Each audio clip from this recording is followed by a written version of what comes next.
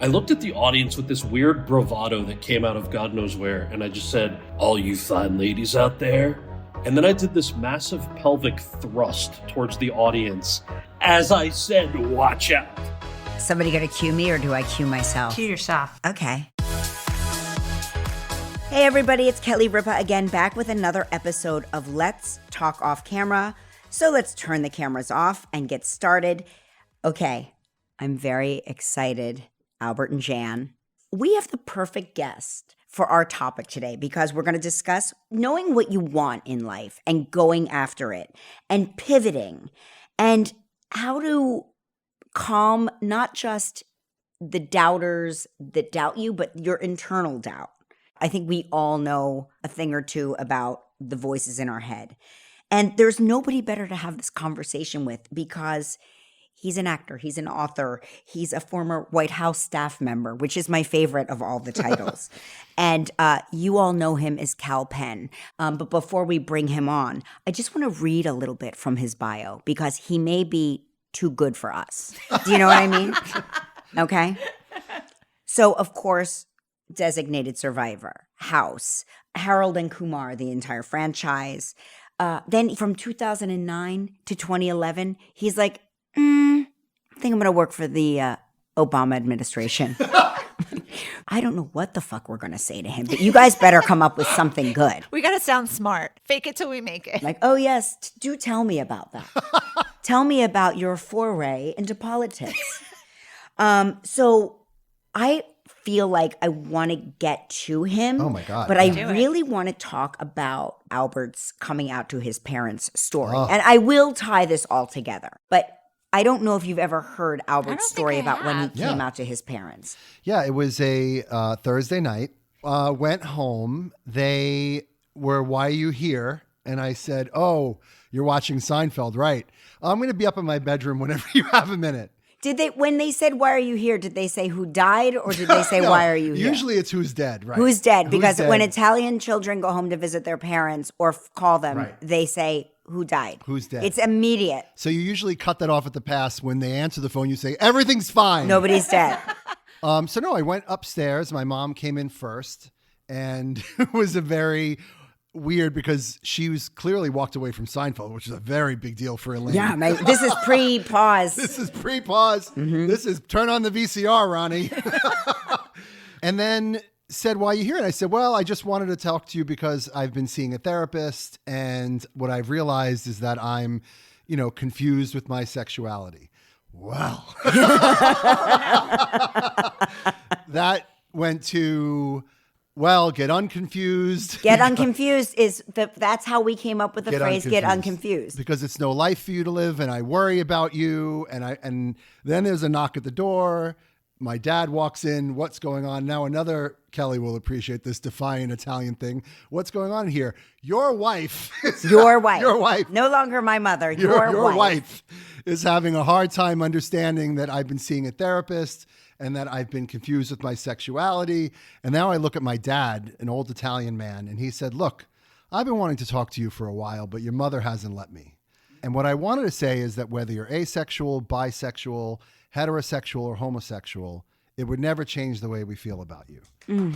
But what I do want to say is the fact that you've been seeing a therapist and not coming to the two people that love you unconditionally, that I have a problem with. I love your dad. The two no-fly things in an Italian house is that you don't go to other people. You keep everything in the family. Never, always. And you never see a therapist under any circumstance. Oh, my God. Unless you're crazy. Are you crazy? Because I'm not crazy. Right. Right? Yes. Yeah. Anyway, so I wanted to get that story out there because I wanted to talk to our guest today about his own coming out story, but it's so much part of a deeper dive into who he is. So let's bring on the man of the hour. I don't think another guest can ever say that they have ties to White Castle and the White House. Please welcome Kal Penn, everybody. Kal Penn. Hey, thank you. I bet you thought we were never going to get to you. Well, this was very flattering. And I was also like, when you were nerding out over what a nerd I am, I was remembering John Cho, who plays Harold in the Harold and Kumar movies. Wonderful guy, hilarious. I remember there was something that I was like, I felt very burdened by at one point when we were hanging out, and he just goes, "Man, you are gonna die so early if you continue to be this high strung." But it's hard to relax. I mean, first of all, you're from New Jersey, so you're going to be higher strung. Already, Right. exactly. You get Now, this. which branch of New Jersey are you from? The North or the South Jersey? Because they are separate Okay. states. They are separate states. I'm from Monmouth County, which is decidedly central Jersey. Central Jersey, yes. That is I the Mason-Dixon line of New Jersey. It is. It's interesting because Jersey is fairly diverse, right? And the town, the way I describe our town is like it was like white diverse. So what I mean by that is like it wasn't weird that I, was bilingual or trilingual, right? There are plenty of kids who were Polish and Italian, so many Jewish kids, Right. like a lot of people who spoke more than one language at home or ate a different kind of food at home. So like I never felt like I had a foot in two different worlds. I just felt like I was growing up in America, and that's how everybody is. But you faced a lot of bullying, right? When I was in middle school, like bullying wasn't even called bullying. It was just called eighth grade. For me, it was sort of twofold. It was like, I love drama club. I was like a drama club nerd. That universally for any middle school student is like, if you're in band or drama club, Right. you have made a choice to deal with a certain amount of peer hell. Abuse. Yeah, exactly. So there's like the part of the abuse that you're going to deal with, but you love your art so much that you're willing to deal with it. There was that, and then I was also one of the few brown kids in the school. So somehow they like masterfully combined the brownness with the being a drama kid for like the chef's kiss of bullying at the time. That's really funny. If you had been blessed by living in South Jersey, Yeah. I went to a very diverse high school, and we had lots of brown kids, lots of black kids. But what was interesting was the theater world was still, for the most part, I would say primarily it was like white kids in theater. And Oh, so interesting. we were Okay. sort of mostly made fun of by everyone. But you said that acting became like a superpower for you. And do you remember, like, was it a play or a performance or something that like turned the tide for you? Yeah, there was one specific play. So in eighth grade, we did The Wiz, which Oh. is the Urban Wizard of Oz for folks who don't know. And I got cast as the Tin Man, so I was very excited about this. But rehearsal was after school, and so there was a separate bus that would bring all the theater students home. But you shared that late bus with all the soccer players who were also staying after school for practice. And so it was sort of this like literally hell on wheels where you would leave rehearsal, get bullied on the way to the bus, and then basically like that bus ride was just like it was awful. Yeah. But you dealt with it because you knew like, okay, I'm doing this play and I really want to do it, and also these kids are idiots, so whatever. And right before the play went up, the director, who I guess was one of the music teachers, said, "Great news, kids. You're going to get to do 3 scenes from the musical at a special school assembly tomorrow in front of the whole school." And we were like, "No, we're not. Absolutely not." There is a big difference between like parents paying to watch their kids in a play Right. and a bunch of other shitty 13-year-olds like being forced to watch their peers. Correct. Right. Like, so we all said no, and the director called our bluff. I was like, "Well, then I'm pulling the play down." So it's the day of this assembly. And the Tin Man has one scene where the Tin Man gets his heart. And when he gets his heart, there's this this line he has. He's supposed to look at the audience and say, "All you fine ladies out there, watch out." And it's this like very sweet, wholesome line because the Tin Man finally has his heart, Yeah. right? He's finally capable of love. And so I remember getting that heart, and then I don't remember anything because it was the first time that I was in the zone, which actors can sort of understand. Like the character has completely overtaken you. You're no longer, as a human, you're no longer in control of what you're saying or doing. You're just experiencing the moment. So I get this heart. I don't remember anything else except that I apparently walked to the end of the stage, and instead of just saying sweetly, "All you fine ladies, watch out," I looked at the audience with this weird bravado that came out of God knows where, and I just said, "All you fine ladies out there." And then I did this massive pelvic thrust towards the audience as I said, "Watch out." And the crowd went wild. Everyone started applauding. People were on their feet. Girls started screaming. And I went back to my mark where I was supposed to stand on stage, and that's where I sort of snapped out of it. And I thought, oh my God, I'm going to get in so much trouble. And we walk off stage. The director was like, "What was that?" And I was like, "I'm so sorry, I don't know." And he's like, "No, that was great. Did you see the crowd?" I was like, "Yeah, I kind of did." And that the late bus that day on the way home, I got on the bus and all the soccer players started applauding. Wow. And I was waiting for like the spitballs, right? For that to be the joke. But instead, they were sort of like, "Wow, that was really cool. We had no idea that that's what a play was like." And, like part of that conversation was super problematic in retrospect. Like, oh, why didn't you tell us that's what you were doing? Right. As if it was like the onus was on me to explain to you that, right. We wouldn't have been so shitty to you had we known. Yeah, right, exactly. Had we known that you're deserving Shame of on you, Kal. Right, exactly, literally. But the big takeaway, which always stuck with me, was this idea that, we change somebody's mind about something just with comedy. But I kind of felt like there's a magic to whatever this is, whether it's togetherness, whether it's changing somebody's behavior, whatever that is. I love that feeling, and I kind of want to see if that's a thing that people do in life. So that was sort of one of the early sparks of wanting to be an actor. And so when you have that conversation with your parents, I think I want to pursue acting. Yeah, how does it go? Yeah, the conversation is basically like, I want to do this, and then them explaining that that's not why they moved to America. So, and look, as a kid, obviously, I totally didn't get it at all. I'm like, what do you mean? Why would you come to America if you didn't want your kid to believe that the American dream's possible? And I think to my parents, I had the chance to talk to them about this when I was writing my book, and it was very tough because they sort of expressed that this is not something that they thought that I should do. And the Indian American community overall, especially at that time, the immigration laws changed in the mid 1960s. My dad came in the early 70s, so he was part of this first big wave of Asian American immigration. Asian Americans go back to the 1800s and before, to be clear, but this particular block of immigration was made up primarily of like engineers and doctors, which, by the way, is the reason there are so many like brown and yellow doctors. It's not because there's anything inherent in anyone's DNA. It's just like, oh, there was a shortage of American-born doctors and engineers, so immigration laws changed to allow people from certain countries to come to fill that labor shortage.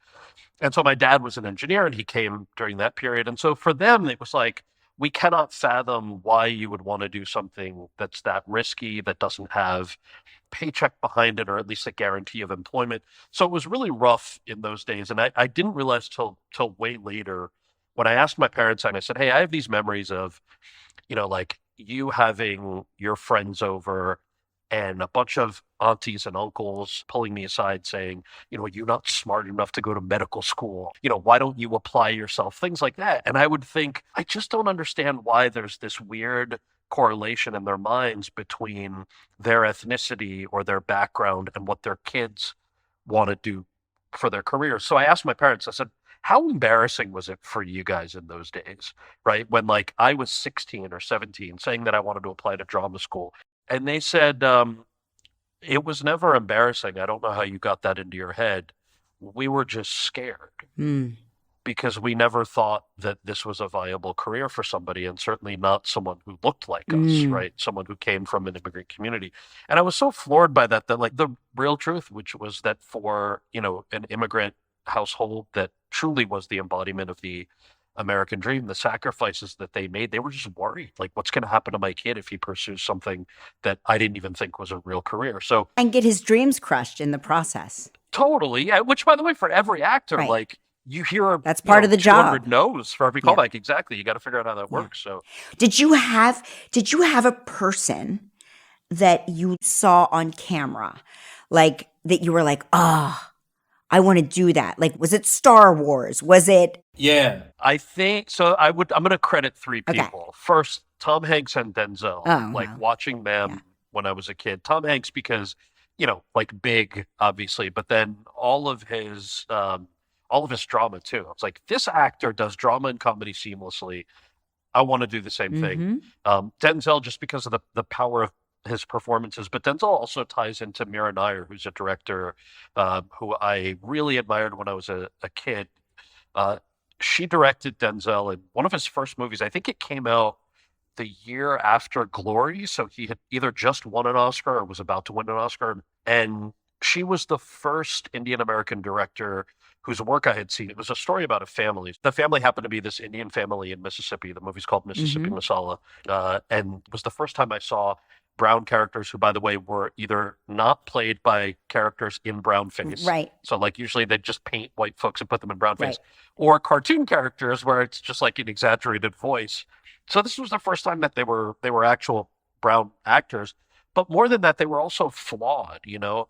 Like that's one thing I think we miss when we talk about stereotypes is like, as much as you don't want to be like a stereotype that people associate with something negative, you also just don't want to be a stereotype that's one note, period. Right. So the idea that these characters were flawed and they were making mistakes, and some of them were racist, and some of them, you know, had issues they were dealing with in their own lives, like all of the things that make humans humans, I was seeing for the first time through Sarita and Denzel and Mira Nair.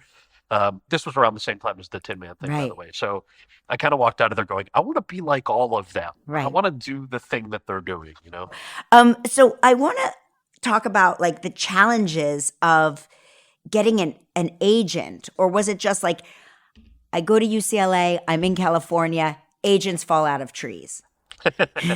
I was not one of the agents fall out of trees kids. There were those, by the way, who immediately got agents or just had agents before they even started as these 18-year-olds. I'm like, aside from the fact that y'all are phenomenally attractive, how did you get an agent?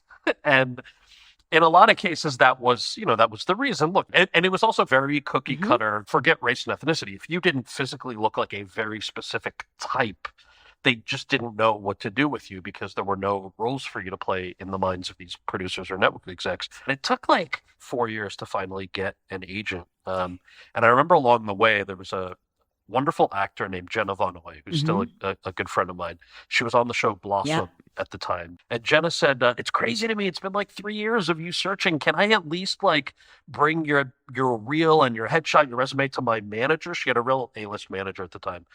And she's like, I don't know if he'll sign you, but at least he'll meet with you, right? And you can like get some feedback. So I said, yes. She calls me a week later and she goes, so he said he doesn't want to meet with you. And how much do you want to know about why? I'm like, look, my approach to this side of what we do is all business. So tell me why he didn't want to meet with me, and I'm just going to change whatever it is I have to change in my reel or my headshot or whatever it is, right? So she goes, so first of all, he saw your tape. He said you were really good. I'm like, okay, so what's the but?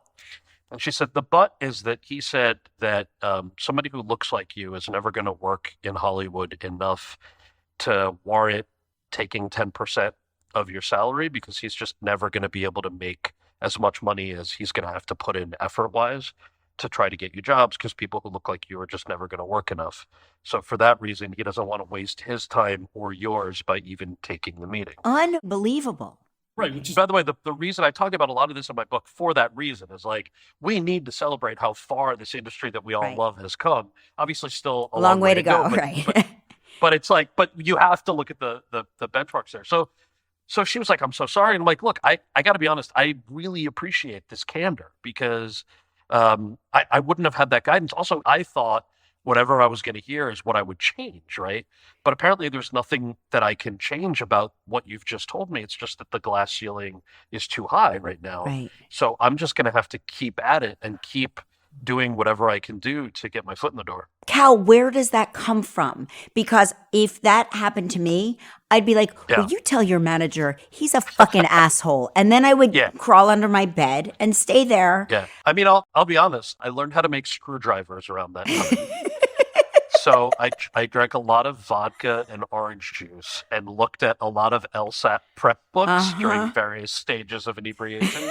But aside from the anger and self-loathing that I think everybody who's gone through anything like this can relate to, the other thing that was kind of interesting around that time, there was a speaker who I saw, and I wish I could remember her name. I've been trying for years to figure out who this might be, but around that time, there was, I think, only one Black woman on network TV.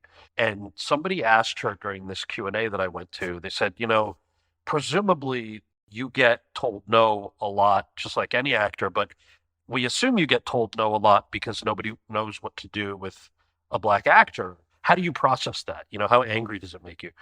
And she said, I'm paraphrasing obviously, but she was like, it makes me angry. And I could choose to take all of that energy as anger and only be angry, and that's it. But instead, what I decided was, I know that I need to be the best person when I walk in the room. I know that I'm going to have to work 1,000 times harder just to get the audition. And so I know that the casting director or the producer, if they say no because of the color of my skin or because of my gender, I know that they know that I was the most qualified person in the room. Mm-hmm. And so I'm leaving that with them. Mm-hmm. And it may not make a difference to them, right? They don't give a shit if that's who they are, if they're sexist and racist and all of those things. But for her, she was like, I'm focusing all of that on the things that I can control and how to be the best person in the room. I think for most actors, it's like, to me, the definition of success is, can I pay my rent through my art? And so as long as you kind of have those benchmarks in between the screwdrivers and the crying, Right. There's also a lot of like, here's how I'm going to get to the next job.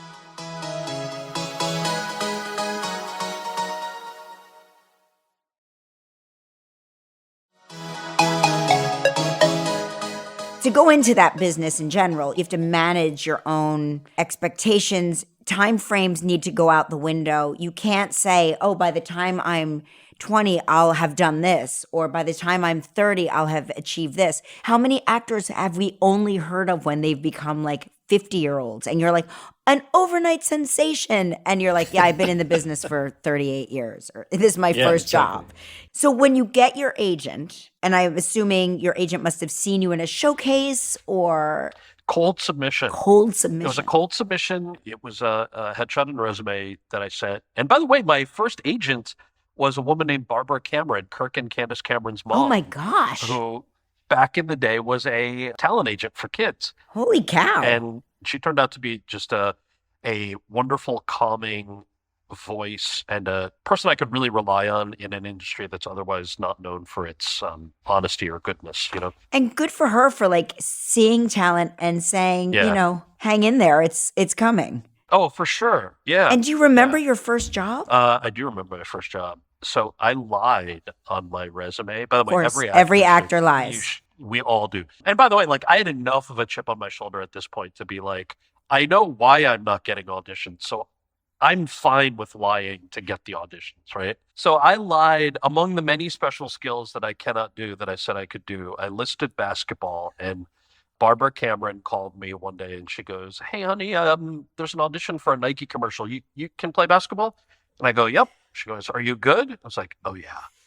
She goes, okay. So she sends me on this audition. All I know is that it's for Nike. I'm going to have to dribble a basketball and talk trash. Oh, God. So I go into the audition. It's like a 2 p.m. audition. And thankfully, it's on the second floor of this building. And the first floor is an accounting office. And the accountants got so angry that people were dribbling basketballs that by the time I got there, they said, hey, we're just going to mime dribbling. Yeah. And the audition is just going to be talking trash. So we just want to confirm you can play basketball. And I go, oh, yeah. Are you good? Yeah, I'm great. Okay, cool. So we start talking trash. And I have a background in improv. So they're laughing. They're enjoying it. And you're from New Jersey. You are a natural-born trash talker. That's right. Exactly. So I booked this commercial. And all I know is it's going to get me my SAG card. I show up and it becomes very clear to all the Nike executives and everyone that I cannot play basketball. And apparently this commercial is for the NBA lockout, must have been 1998, and it's with Samuel L. Jackson. And so it's me, him, and these two other guys, and the premise of the commercial is that he has to watch these kids play basketball because the NBA is on strike. So I can't play. So they had to change the entire commercial to make it about a guy who can't play basketball instead of Sam watching three kids who can play. And so it worked out. It was too late to recast it. It's like a miracle. That's a miracle. It was crazy. It's on YouTube, by the way. Oh, okay. That's good. We're going to have to look that up. Yeah. So, okay, we were talking a little bit about pivoting while you were in the waiting room, because I'm thinking about Joaquin. My youngest son is in drama school at the University of Michigan. But he also shows a degree of interest in politics and the military and that sort of thing. And I think like so many skill sets involved in politics are skill sets that you use in acting. So how did you make that pivot into politics? So in my case, I had no plan to do any of that. I did have an interest. I still have an interest in things like cultural diplomacy and international studies and stuff like that. So I had done a grad program in international security, and before you give me too much credit, it was largely an online program, not a full master's. But it was like the nerdy part of me was like, this is the thing I want to do. But the real way that I got involved in 2007, October of 2007, I was on the medical drama House with Hugh Laurie, Olivia Wilde, Omar Epps, like really great cast. And Olivia, who remains just very well read, incredible, pays a lot of attention to politics and social issues and things like that. She knocked on my trailer door and she goes, hey, I have a +1 to this Barack Obama event. Do you want to come? And just for reference, October of 2007 was like nobody really knew who Barack Obama was.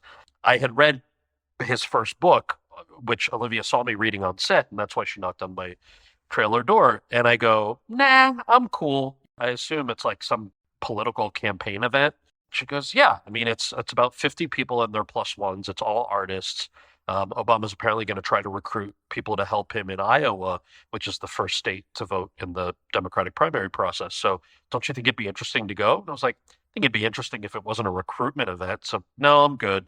So she like kept asking again and again. And finally she just goes, just so you know, it's an open bar. And I was like, sweet, I'm super down. Yeah. You know what's so funny? She wanted to have the best, smartest +1 there. Well, if that was the case, then she's way smarter than me. And I'm not just saying this to be self-deprecating. So then I said yes, right? Yeah. And I'm like, all right, it's going to be basically 100 artists. They're all going to presumably ask questions that we all wonder, like, what are you doing on arts education or the National Endowment for the Arts funding or things like that? So I was like, I want to ask something that's different. So I went on the Obama campaign website. I read stuff about climate change. Like, what's the senator's climate change proposal? Now, here's where it gets nerdy for me. There was a section there about ethanol and turning corn into fuel. And I remember that there was an article I read in Foreign Affairs magazine. Of course, because he was reading Foreign Affairs magazine. Write that down. And there was this article in Foreign Affairs a few months earlier that talked about how if we grow corn to turn into ethanol, it could drive the price of corn up for people who rely on it for food in the developing world, because the marketplace doesn't distinguish between corn for industrial production and corn for human consumption. Further punishing those in already oppressed societies. Exactly. So I remembered that, and I was like, well, here's my smarty pants question for this junior senator. So I go with Olivia to this event. I'm drinking all the wine. Yeah, good. And Obama finally makes the rounds and comes over to where Olivia and I are standing. And I said, Senator, I have a question for you. You know, I read your climate change proposal and I saw that you're investing in ethanol. Isn't that just going to drive the price of corn up for people in the developing world? And Obama looks at me and goes, oh, yeah, I read that article in Foreign Affairs too. And now I'm sweating. If you had read my website carefully, you would have seen that I'm proposing investing in corn-based ethanol as a bridge to cellulosic ethanol so that you can create biofuels from things like our grass clippings and the leaves that we rake in our front lawn. And he gives me that like cocky smirk that whether you love or hate Obama, for folks listening, is irrelevant. Yeah. You know that cocky of course. smirk. Yeah. Gives me that cocky smirk and walks off. And Olivia just looks at me and goes, you just got schooled by Barack Obama. Oh my God. And we both signed up to volunteer that night for this campaign. Did you hang out with Obama? Did you play basketball with him? Did he teach you basketball? I will be honest. I was asked to play basketball and I very politely, very quickly declined on account of how bad I am at a basketball player. I'll tell you what's interesting. Early political campaigns, and obviously this is for somebody running for president, but it's really the same for a lot of political campaigns. If you're joining a campaign at its infancy, and in October of 2007, you know, the Obama campaign really only had, I think, a couple of hundred people spread mostly between Chicago, where the headquarters was, and then New Hampshire and Iowa. You really work closely with people who then become, a senior advisor to the president if that person wins, or even the principals, the president or people close to the people who become the president, because those campaigns are so small. So you kind of see like the real nuance of it's in our world, it's like the sausage making behind the scenes, right? You're in a production meeting. You're going through like mood boards. Like none of the audience wants to see any of that, but they all have questions about like what was it like making this project. So it's things like that you really see, I think, a more human side of people who then go on to be in elected office. And the one thing that my biggest takeaway, and this is not always the case, as we know from many politicians, but what you kind of saw behind the scenes with both the president and the former first lady is kind of what you saw on camera, great sense of humor, very smart, very kind.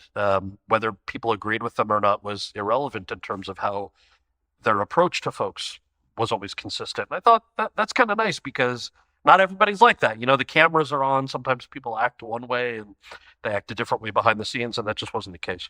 We have had such limited experiences with the Obamas, but I do concur that what you see is what you get. There's not like a public persona and a private persona. I think it's all the same. It's like just kind and normal. Yeah. I'll tell you a quick story. Jan Chalet, our producer, is here. You know her from Live. And we were doing this thing called the Run Across America, which we were working with the Obama administration. Michelle Obama had a campaign to get kids moving. And we had this distance runner named Dean Karnassus who was running across America raising money for this organization. Wow. And we were running with him. I mean, we would run a mile and then get back on the bus and drive next to him. Anyway, it's culminating at the White House. We're running with this group of school kids. We're all running together to the White House. The night before, we arrive with the bus, and there's like a lot going on. There's like lots of like conversations happening, and something feels strange. Something feels not right. And all of a sudden, there's a press conference. Barack Obama walks out and announces that they had killed Osama bin Laden. Wow. And I'm like, pack up the bus. We're going home. The event's over. Yeah. Like, they're not going to be like, sure, Kelly, come on in with the school kids and we'll do the event. Everything went on as planned. They were like, why would we cancel? I was like, everybody on the bus. I was like the Italian mother. I'm like, get on the bus. Don't make a mess of anything. Don't touch anything. Just get on the bus before they realize we've been here. And Jan was like, no, they say we're still doing the event tomorrow. And I couldn't believe it. Wow. And it was like business as usual. That's awesome. I think as actors, at least for me, you lead with emotion, right? Because what we do is automatically like you need to tap into that. If there's one thing I learned from being in that building, particularly working for that administration, it was the idea of patience and kindness and doing the right thing, and having that emotion when you need to. Obviously, I was in the outreach office, so that meant that I was doing that kind of work. But sometimes the game face and the making sure that things are going the way they're supposed to go is just like a thing that you do. And I very much appreciated having those lessons because it was like, oh yeah, no, it's not just all about me and my feelings. Right. Slow and steady wins the race, and keeping it calm. I mean, tapping into the passion when you need it, but mostly being calm and open and available. I think that's like speaks to your success. Speaking of passion, I want to talk about your partner a little bit, Josh, which is why I led with Albert's coming out story. Oh yeah, that was a great story, by the way, Albert. Yeah. We want to know your origin story. So first you have to come out to your parents that you're an actor. Then you have to come out to your parents. Tell me about that conversation and which one was harder.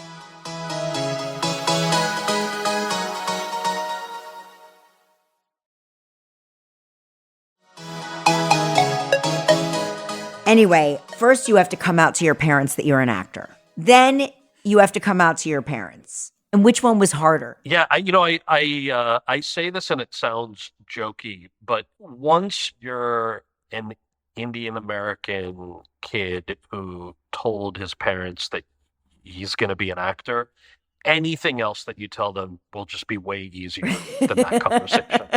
And in my case, it's an anomaly. I'm always a little guarded when I answer this question because of my experience. I know is not uh, many people, or perhaps even most people's experience. Where I grew up so close to New York City. My dad worked in Manhattan. My parents were raised in a very secular household where my grandparents had marched with Gandhi, and their view of faith and their view of family was for their time. What we would call progressive in today's terms. And also, by the way, I figured my sexuality out relatively later in life. I wasn't like one of those 12-year-olds who's like, I'm super gay. Like, I envy that. Like, I mean, that's amazing when people know that. So for me, all of that was delayed, which meant I was essentially a young adult, and the conversation was much more straightforward, much more supportive, which I wish more people had. For me, the bigger challenge there was, and I remember this so vividly. I shared my story with my brother and my parents first. I was like, "Hey, super gay, just FYI." But then I called my manager and I said, "Hey, I don't know if this is ever gonna impact anything in work, but I'm just curious, like, how do actors meet nice people to date? Like, how do you know that somebody that you're dating wants to date you for you? Like, what are the ground rules here? And is it any different?" Because right around, it was around the time that I started working as well. And he said, my manager is not gay, but one of his coworkers was. He's like, "Why don't you guys just grab sushi and have a conversation? And, he might have thoughts for you." I was like, "Yeah, great. All good." So I remember meeting this guy. He's a producer. And he goes, "So I understand you've got some things that you want to talk about." And I was like, "Albert, I don't know about you, but I'm just very casual. Like, once I figured my shit out, I was like, cool, this is what the deal is, Right. So I don't know why he's the one being weird. So it's like, oh yeah, I mean, it's less about the gay thing and more about just like, how do you meet a nice guy? And he goes, "So listen, the first thing I just want you to know is like, just don't worry." I was like, "Well, I'm not worried. I'm just curious, but thank you. I appreciate that." He goes, "Yeah, I mean, I'm just going to email you a list just of some guys and their photos." And I'm like, "Whoa, that's so cool. Playing matchmaker already." good. And he goes, "Yeah, and they're not that expensive. And they're never gonna say anything. So you never have to worry about anybody saying anything." And I was like, "Sorry, You misunderstand I this think- assignment. I think you don't understand. No disrespect to sex workers. That's not what I'm looking Right. for. My question to you is, how do I meet a nice guy, go on a couple To of take dates?" home to my mother. And he goes, I don't know anything about all that, but I'm telling you, these guys are like really hot. I'll send you the pictures. You'll see, and you can afford it. But did he send you the dossier? No, I told him not to. Oh my God. I know. In retrospect, I'm very curious. Do you still have the same manager? I do have the same manager. I wonder if he still knows him. That's really funny, actually. Here's what you need to ask. You need to see if you can get that original dossier of men.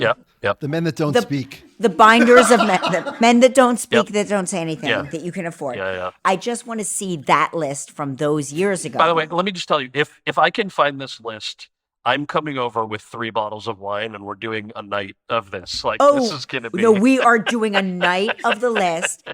All right, let's get off of the sexuality stuff. Okay. I want to talk about you potentially becoming a host, the host.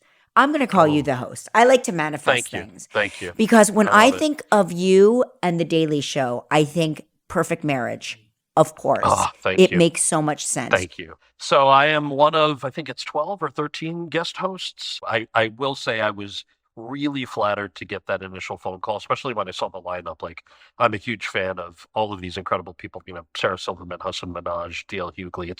It's an incredible list. And I've loved the show since, it came out, I guess, when I started college. Right.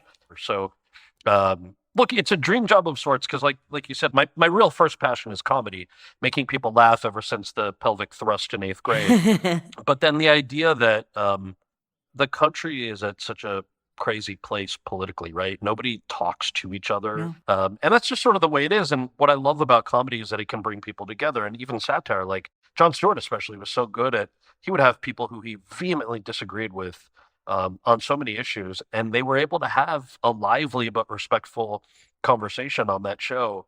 I just think it's such a cool format to be able to do that. So thank you, Kelly, for saying that. Well, I appreciate you joining us today. And I've got to tell you, make sure you watch Kal Penn when he takes over The Daily Show. And your episodes are still streaming on Comedy Central, so make sure you check it out. Don't forget to pick up his book, You Can't Be Serious, and then also download the audio because it is effing brilliant.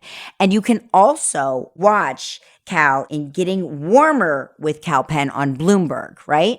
Yes, it's a climate change docuseries that's more focused on climate solutions than the doom and gloom kind of stuff. Thank you for joining us today. Really appreciate it, Kal Penn. Thank you so All much, right. Kelly. I appreciate it. Jan Albert, Oh, what say you? I'm riveted by him with that first manager that he wanted to know. And he said, I'm going to look at this from the business side of it. What do I have to change? And then to hear that feedback at such an early age, and back in those days when you know what Hollywood in that environment was like, I mean, what a crushing thing. And then to rise above it and to see what he's done and accomplished after that is miraculous. I sometimes think you can only take those crushing blows when you're young. Yeah. Because I think of like when I started in New York City, I lived under a desk in somebody's my favorite office, story you know, when and you tell so this. I wouldn't be able to put that together for myself. I just think like there's certain crushing things that you're not aware of as crushing things when you're young, maybe. But that's what helped him overcome it. He just persevered because of that. I always wonder, like, those are the moments that really turn someone.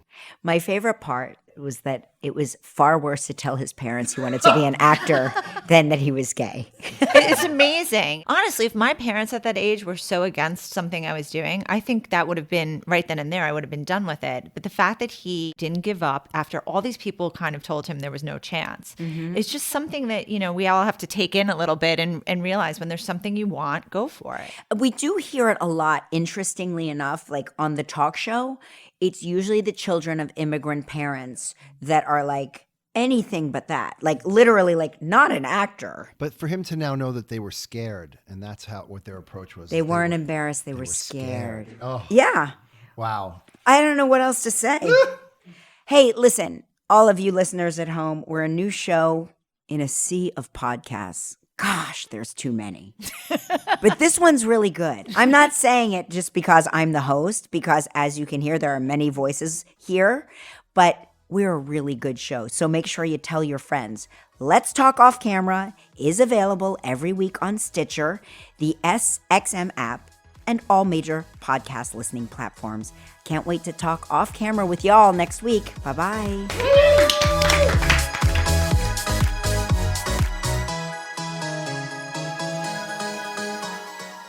Let's Talk Off Camera with Kelly Ripa is a co-production of Melojo Productions and PRX Productions with help from Goat Rodeo. Our theme song is Follow Me from APM Music.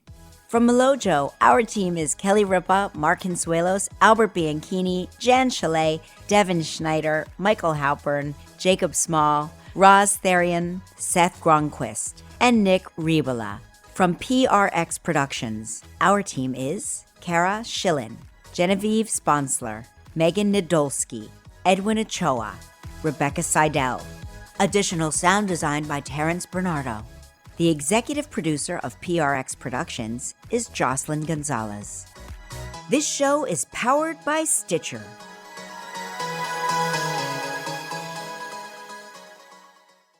Mojo.